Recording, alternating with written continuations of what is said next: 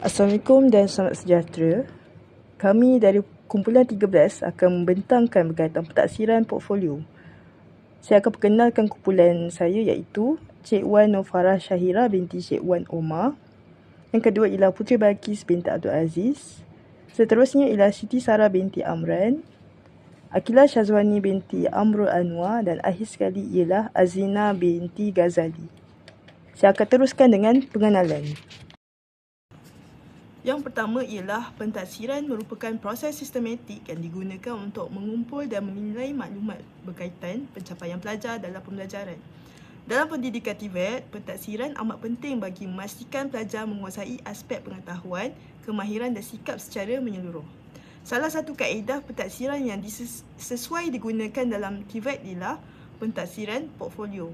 Pentaksiran portfolio melibatkan pengumpulan hasil kerja pelajar seperti laporan amali, projek, refleksi dan pembentangan sebagai evidens perkembangan pembelajaran mereka. Kaedah ini membolehkan pensyarah menilai pencapaian pelajar secara berterusan serta membantu meningkatkan kreativiti, kemahiran praktikal dan pembelajaran kendiri pelajar. Seterusnya kita pergi kepada pentaksiran portfolio. Pentaksiran portfolio diperkenalkan sebagai alternatif kepada pentaksiran tradisional yang lebih berfokuskan kepada peperiksaan bertulis. Kaedah ini menekankan penilaian secara berterusan dan berpusatkan pelajar. Dalam pendidikan TVET, pentaksiran portfolio sangat sesuai digunakan kerana melibatkan aktiviti amali, projek dan tugasan praktikal. Portfolio mengandungi evidens seperti laporan gambar, aktiviti, video dan refleksi kendiri bagi menunjukkan perkembangan pembelajaran pelajar. Selain itu, penggunaan e-portfolio turut membantu meningkatkan kemahiran digital pelajar serta membolehkan kompetensi pelajar dinilai secara lebih autentik dan menyeluruh. Secara konsepnya, pentaksiran portfolio adalah instrumen penilaian autentik yang bersifat dinamik dan progresif. Ia berfungsi sebagai satu prosedur sistematik untuk merancang, mengutip dan menganalisis pelbagai sumber data murid yang didokumentasikan sepanjang tempoh pembelajaran bagi mengukur perkembangan mereka secara holistik. Pentaksiran yang berkualiti haruslah mempunyai 3 ciri ini. Yang pertama, komprehensif, iaitu gabungan teknik formal dan informal. Yang kedua, terancang dengan penjadualan pengumpulan yang sistematik. Dan yang ketiga, bermaklumat, di mana maklum balas yang tepat diberikan bagi membantu intervensi guru dan pemahaman murid. Seterusnya, ia mestilah autentik, iaitu tugasan yang mencerminkan situasi dunia nyata dan aplikasi ilmu yang sebenar. Selain itu, ia perlu bersifat khusus di mana setiap evidens yang dipilih mestilah menepati tujuan asal penyediaan portfolio dan matlamat pembelajaran yang spesifik. Dalam aplikasi bilik darjah dan TVET, penilaian dibuat berdasarkan himpunan artifak seperti laporan makmal, projek seni dan tugasan bertulis. Integrasi inovasi digital melalui log pembelajaran memudahkan pendokumentasian refleksi secara kronologi sekaligus meningkatkan motivasi serta pelibatan aktif murid melalui interaksi langsung dengan guru. Terdapat 3 jenis pentaksiran portfolio. Yang pertama adalah portfolio produk. Portfolio produk menghimpunkan koleksi hasil kerja terbaik murid yang memenuhi standard pembelajaran tertinggi. Di sini, murid memainkan peranan penting untuk membuat refleksi tentang kekuatan artifak mereka dan strategi yang digunakan untuk mencapai kualiti tersebut. Ia sangat sesuai untuk tujuan pameran akademik dan penilaian sumatif. Yang kedua adalah portfolio proses. Portfolio proses berbeza dengan hasil akhir. Portfolio proses ini lebih menumpukan kepada bagaimana sesuatu hasil itu dihasilkan. Ia mengandungi evidens seperti draft awal dan pembetulan kerja. Fokusnya adalah refleksi introspektif untuk memupuk kemahiran metakognitif, iaitu keupayaan murid berfikir tentang cara mereka belajar. Dan portfolio ini sangat sesuai untuk pentaksiran formatif. Yang terakhir adalah portfolio penilaian. Portfolio penilaian adalah dokumentasi sistematik evidens murid sepanjang tempoh PDP untuk menyokong keputusan akademik. Ia bersifat seimbang dengan memasukkan kekuatan dan juga kelemahan murid. Ia juga bersifat autentik, iaitu menunjukkan kesukaran dan usaha murid dalam memperbaiki kelemahan, bukan hanya kejayaan. Ia juga bertindak sebagai alat komunikasi penting antara guru, murid dan juga ibu bapa dalam memahami tahap pencapaian sebenar. Penyusunan evidens dilakukan secara kronologi bermula daripada idea permulaan dalam draft awal. Fasa percubaan, kajian rintis untuk ujian konsep sehinggalah kepada laluan awal untuk penambahbaikan. Proses yang sistematik ini akhirnya akan menghasilkan produk akhir yang matang dan berkualiti tinggi. Seterusnya, integrasi teknologi. Integrasi teknologi meningkatkan literasi digital melalui penggunaan ekosistem digital seperti OneDrive atau Google Sites untuk maklum balas yang dinamik. Aktiviti manipulasi artifak digital membantu murid untuk memahami konsep dengan lebih mendalam dan sistematik berbanding dengan kaedah pembacaan yang pasif. Okey. Akhir sekali, pelaksanaan portfolio menggunakan mekanisme Cradle. Ia bermula dengan C, iaitu collecting, pengutipan; R, reflecting, refleksi kendiri; A, assessing, pentaksiran formatif; D, documenting, penyimpanan dokumen; L, linking, berkaitan konsep; dan diakhiri dengan E, evaluating, iaitu penilaian akhir terhadap pencapaian keseluruhan murid. Sistem pentaksiran berasaskan sekolah merupakan sistem berganti peperiksaan berpusat lama. Ia dilaksanakan selaras dengan hasrat falsafah pendidikan kebangsaan untuk memastikan kemenjadian murid secara menyeluruh. Terdapat 4 komponen utama dalam evolusi ini, iaitu pentaksiran pusat PP, pentaksiran aktiviti jasmani sukan dan kurikulum PAJSK, pentaksiran psikometrik PPSI dan pentaksiran bilik darjah PBD. Bagi pembentangan ini, kita akan fokus kepada PBD yang merupakan komponen utama yang menggunakan elemen portfolio. Mari kita lihat pelaksanaan PBD dan portfolio dengan lebih dekat. Pendekatan ini dijalankan secara formatif dan sumatif semasa proses pengajaran dan pembelajaran PDP sedang berlangsung. Dari segi autonomi, guru diberikan kepercayaan untuk menggunakan pertimbangan profesional bagi menilai tahap penguasaan murid. Jika kita lihat pada kandungan portfolio, ia terdiri daripada pelbagai hasil kerja murid seperti lembaran kerja, laporan projek, nota refleksi dan juga hasil kreativiti murid. Slide ini menunjukkan perbandingan jelas antara PBD dan peperiksaan tradisional. Fokus PBD adalah tertumpu kepada proses pembelajaran dan pertumbuhan individu, manakala peperiksaan tradisional hanya menilai pencapaian akhir pada satu titik masa. Instrumen PBD lebih autentik dan fleksibel merangkumi projek, lisan dan amali berbanding peperiksaan tradisional yang berpusat dan standard seperti ujian bertulis. Maklum balas dalam PBD diberikan secara serta-merta dan berterusan secara formatif, berbeza dengan sistem tradisional yang hanya diberikan selepas tamat pembelajaran secara sumatif.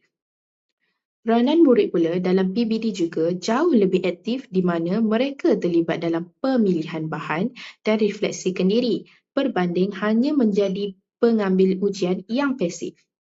Akhir sekali, penentuan tahap dicapai melalui standard prestasi DSKP dan pertimbangan guru yang menggantikan skema pemakahan tegar berasaskan peratusan markah. Bagi mekanisme di peringkat sekolah, pelaksanaannya merujuk secara terus kepada dokumen standard kurikulum dan pentaksiran DSKP.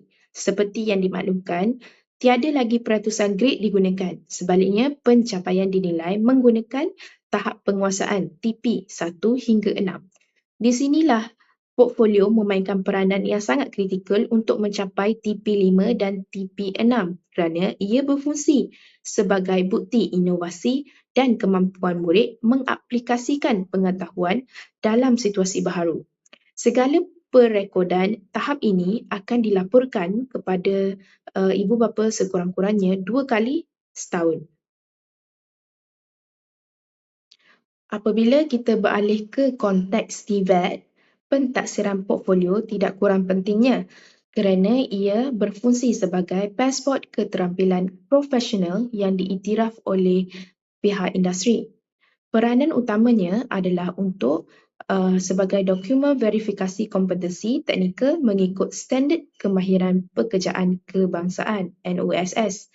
Sebagai contoh, di College Vocational, pelajar mempunyai peluang menunjukkan kompetensi mereka secara berulang melalui pentaksiran berterusan sehinggalah mereka berjaya mencapai tahap terampil.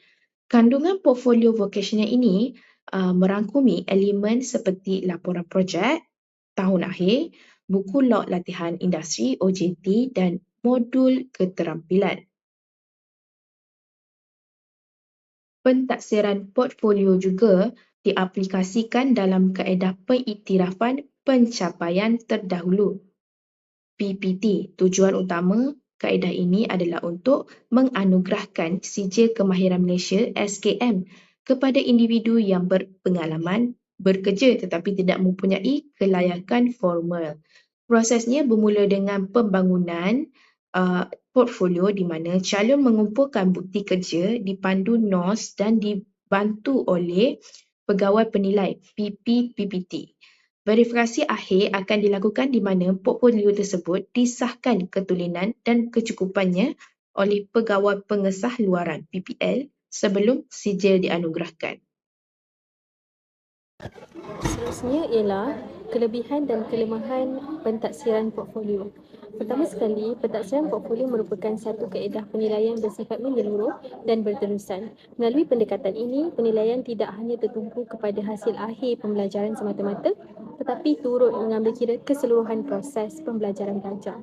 Menurut Dogen 2024, pentaksiran portfolio mampu memberikan kesan positif terhadap pencapaian pelajar kerana ia membantu pelajar memahami perkembangan pembelajaran mereka secara berperingkat.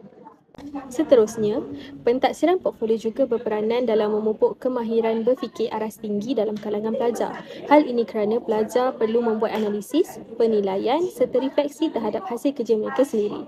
Kajian oleh Mahmud 2025 menunjukkan bahawa penggunaan portfolio dapat meningkatkan pemikiran kritis, analitikal serta keupayaan penilaian diri pelajar. Melalui maklum balas yang diterima secara berterusan, pelajar dapat melakukan penambahbaikan terhadap pembelajaran mereka. Selain itu, pentaksiran portfolio turut menyokong pembelajaran berpusatkan pelajar. Pelajar terlibat secara aktif dalam mengurus dan menilai hasil kerja mereka sendiri. Secara tidak langsung, pendekatan ini membantu pelajar mengenal pasti kekuatan dan kelemahan diri mereka. Seterusnya meningkatkan motivasi dan keyakinan dalam pembelajaran. Kajian oleh NAKA 2025 dan Majolah 2025 juga mendapati bahawa pentaksiran portfolio mampu meningkatkan penlibatan pelajar serta menyokong pembelajaran aktif dan kolaboratif. Walau bagaimanapun, terdapat juga beberapa kelemahan dalam pelaksanaan pentaksiran portfolio. Dari aspek guru, pendekatan ini memerlukan masa yang panjang kerana guru perlu menilai hasil kerja setiap pelajar secara terperinci serta memberikan maklum balas yang berkualiti. Hal ini boleh meningkatkan beban tugas guru, terutamanya dalam kelas yang mempunyai bilangan pelajar yang ramai. Dari aspek pelajar pula, terdapat pelajar yang kurang memahami tujuan sebenar pentaksiran portfolio dan menganggapnya sebagai satu beban tambahan. Menurut Ismail 2023, kekurangan kepahaman ini menyebabkan pelajar kurang menghargai kepentingan portfolio sebagai alat pembelajaran. Selain itu, pelaksanaan portfolio juga memerlukan komitmen dan disiplin yang tinggi. Sekiranya tidak diurus dengan baik, ia boleh menyebabkan tekanan dalam kalangan pelajar seperti yang dinyatakan oleh Yang 2024. Akhir sekali, tahap kefahaman dan latihan guru juga memainkan peranan penting dalam menentukan keberkesanan pentaksiran portfolio. Kajian oleh Walu Moli 2025 mendapati bahawa latihan diberikan sering tidak mencukupi dan lebih berfokus kepada teori berbanding praktikal. Kesannya wujud isu subjektiviti dalam penilaian serta ketidakseragaman antara guru yang boleh menjejaskan kebolehpercayaan penilaian. Kesimpulannya, pentaksiran portfolio mempunyai potensi yang besar dalam meningkatkan kualiti pembelajaran pelajar. Namun begitu, pelaksanaannya memerlukan perancangan yang rapi serta sokongan yang menyeluruh. Oleh itu, semua cabaran yang dihadapi perlu ditangani secara holistik bagi memastikan keberkesanan pentaksiran portfolio sebagai satu kaedah penilaian alternatif. Antara cabaran pelaksanaan pentaksiran portfolio adalah yang pertama, cabaran dokumentasi guru. Proses pengumpulan evidens, semakan dan juga rekod memerlukan masa yang banyak. Bilangan murid yang ramai meningkatkan beban kerja guru serta menjejaskan fokus terhadap pengajaran di dalam kelas. Yang kedua adalah masih ramai guru cenderung kepada kaedah tradisional, kurang pendedahan kepada pentaksiran autentik dan juga kesukaran membina instrumen dan mentafsir evidens portfolio. Yang ketiga adalah kesahan dan kebolehpercayaan penilaian. Penilaian bersifat lebih subjektif berbanding ujian bertulis, dipengaruhi faktor seperti kreativiti dan persembahan murid, isu keadilan dan ketulusan dalam permakahan. Yang keempat adalah kekangan dari segi masa. Proses portfolio mengambil masa yang lebih lama, jadual PDP yang padat membataskan pelaksanaan dan juga murid memerlukan masa untuk menghasilkan evidens yang berkualiti.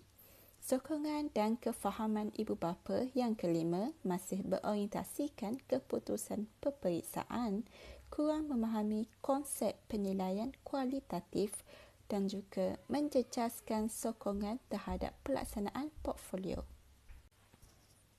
Dan yang terakhir adalah pentaksiran portfolio bukan sahaja sebagai alat penilaian tetapi juga strategi pembelajaran yang penting. Ia memainkan peranan dalam meningkatkan kemahiran refleksi diri dan pemikiran kritis pelajar yang mana penting untuk kejayaan masa hadapan. Melalui pentaksiran portfolio, pelajar dapat mengembangkan kemahiran penting seperti kreativiti, pemikiran kritis serta kemampuan untuk merenung dan juga menilai kerja mereka sendiri. Ini mempersiapkan mereka menghadapi cabaran di masa hadapan. Itu saja, terima kasih.